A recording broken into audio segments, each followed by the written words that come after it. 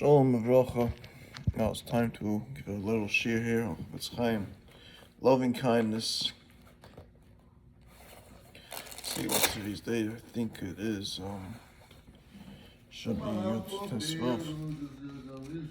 Should be Yud. No, I think it might be Yud Dalet. It is. No, it is. Nope. Look at the wrong month.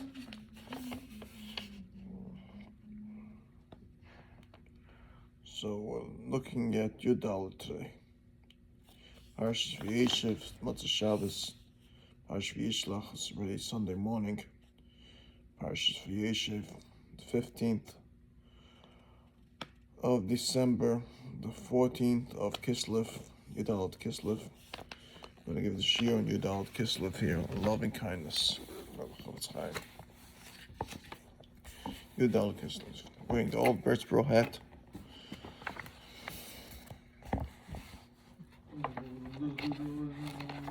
Yud Dalet Kyslev.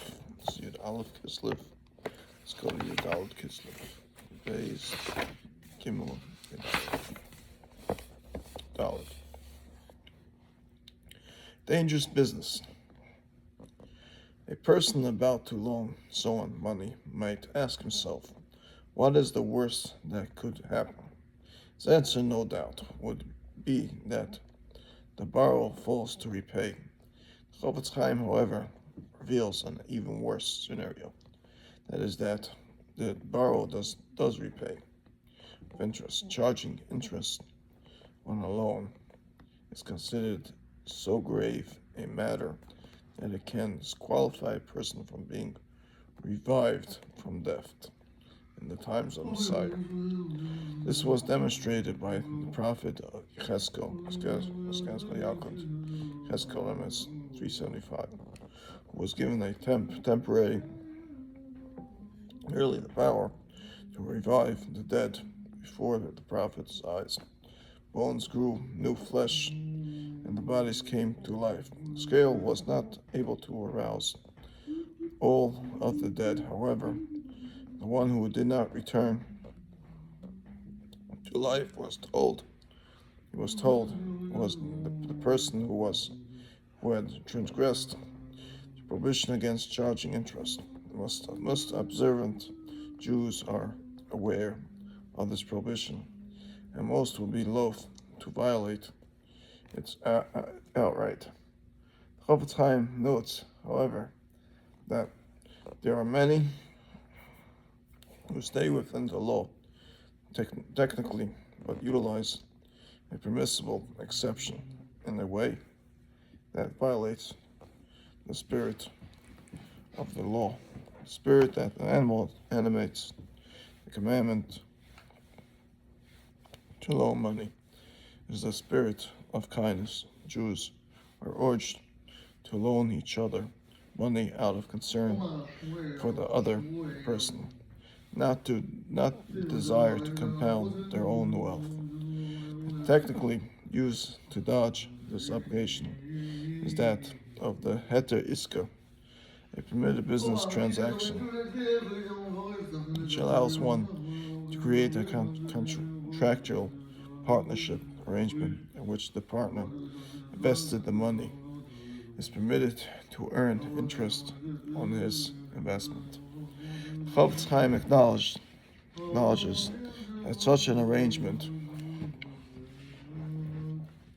is perfectly acceptable if it meets halachic requirements and legitimate business partnership is actually being forged. If, however, the lender can easily make an interest-free loan, the preference should be to do chesed rather than earn interest. Acts of kindness are essential to the functioning of Hashem's world, and any strategy designed to sidestep chesed has a destructive effect. In fact, The Chofetz Chaim blames the rampant poverty of his time on the people reluctant to lend money interest-free. Since chesed is the salt that presents one's wealth, a paucity of chesed allows it to decay. In the generations previous to the Chofetz Chaim, most loans were given with the intention of helping someone else. Therefore Hashem provided that generation with ample wealth. In the Chofetz Chaim's generation, loans that could have been given as chesed were executed as business partnerships instead, and a great quantity of chesed evaporated from the world. Therefore, the Chofetz Chaim says the Jewish people's wealth was diminished. They diminished it themselves. The Heter Iska, in the Chofetz Chaim's view, is a tightrope. Those who traverse it may be able to avoid the dire consequence of charging interest, but they are far from safe. The rejection of the opportunity to help someone creates a situation in which eventually losses are almost assured. Even the interest-paying borrower may not repay, and if he does, the money gain may be lost in thousands of other ways. The wise investor knows that the best way to make sure he does well with his money is to do good with it. If I have utilized a heter iska in the past, today I will examine the circumstance and consider whether free loans could have been given instead. Now, I just would like to say that several times I have borrowed money from other people, and they kept the cheshbon on their computer. And for some reason, the computer kept on coming up with mistakes. I was having everything written down on paper, and I was ending up paying them more money than I borrowed. Not from the gemachs that I used, gemachs Baruch Hashem, gemach from certain gemachs. I don't want to say who they are, but people shouldn't use them for advantage. Certain gemachs I used, and I didn't see this problem with them. I've seen the problem with other people that I borrowed big money, and I ended up having to pay them back more than what it was, because they kept the calculation on the computer. And the computer kept on coming off with new charges than the regular. It didn't calculate certain charges, and it totally was messed up. So b'kitzur ma'isa, there's certain people that I still owe money from big companies I borrowed money from. And I know I owe a certain amount. I had it written down. I can't find that paper. I know let's say owed $4,700. Let's say $4,700. And their computer comes up with $5,000 still, for some reason. So I know eventually I'm gonna have to pay them back $5,000 because I lost that paper. But I know I had written down on my paper that I had $4,700 from that big company.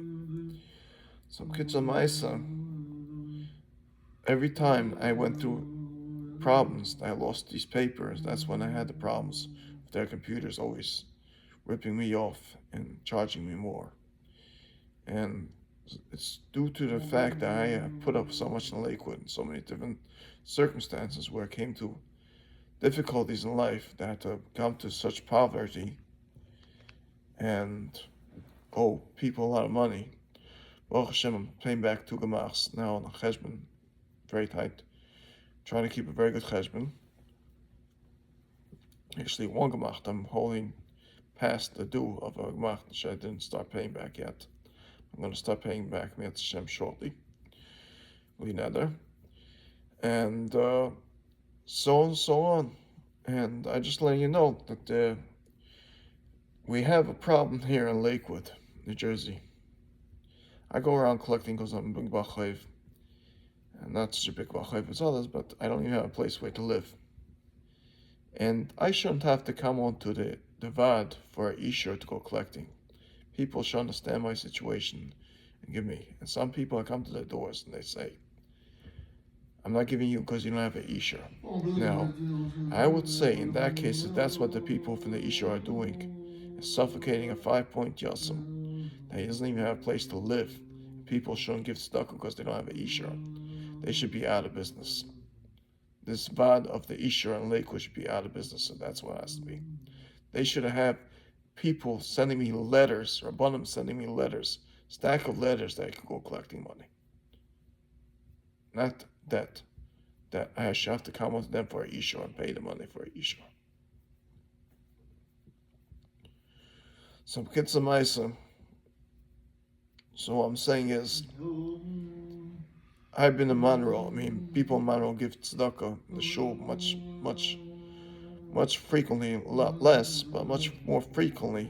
They give, even though they give dimes, they call quarters, but you go through the big shul, you make a lot of money, even though the big shul has its crazy mishigasim that you can't walk in without a hat, you can't walk in without a jacket, all these crazy mishigasim. So I lost a lot of money not collecting there because the way I had to live, I couldn't always afford to walk in for a jacket and a hat and dress normal, as everybody can see.